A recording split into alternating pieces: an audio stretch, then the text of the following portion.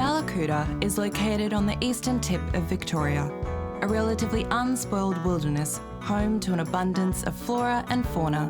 This beautiful little beach is down in the far southeastern corner of Victoria, and it's certainly a birdie spot.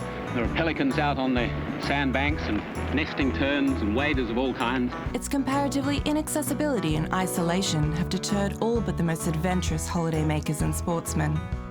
Orba Shire Council was anxious to direct more money into the area through tourism. I feel there's considerable support from quite a lot of bodies. Yet some of the objectors wanted it left the way it is, preserved as a wilderness and the last piece of untouched coastline in Victoria.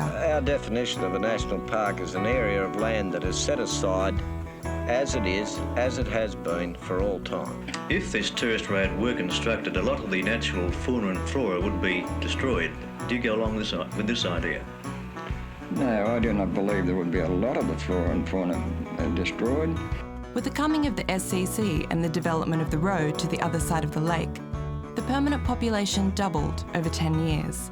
Now, Mallacoota has a permanent population throughout the year of 500 residents, and at Christmas time, it swells to 10,000 people. Tourism became the major industry. Approximately 25% of the permanent residents are over 65 and they've come from city life and retired here.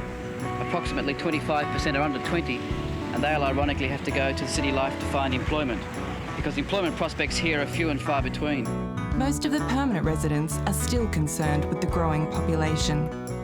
Where you can put houses and will be seen from everywhere. Some people will undoubtedly make a lot of money from land development, and yet another national asset will be gone. Mallacoota is also home to one of the last remaining caches of abalone in the world. But supporting the growth of the abalone industry and preserving the coastal environment has created strong division within the town. The town is dying because there's no other industry. We only rely on tourism and fishing.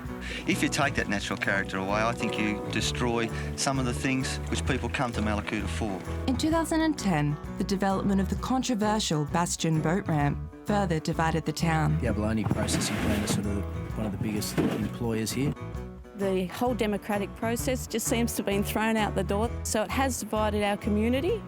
This place is so special to us. We have, ashes spread of our loved ones on the rocks. We have memories of bringing our kids here when we first had them. It's a playground, it's a university, it's more than just a beach to us.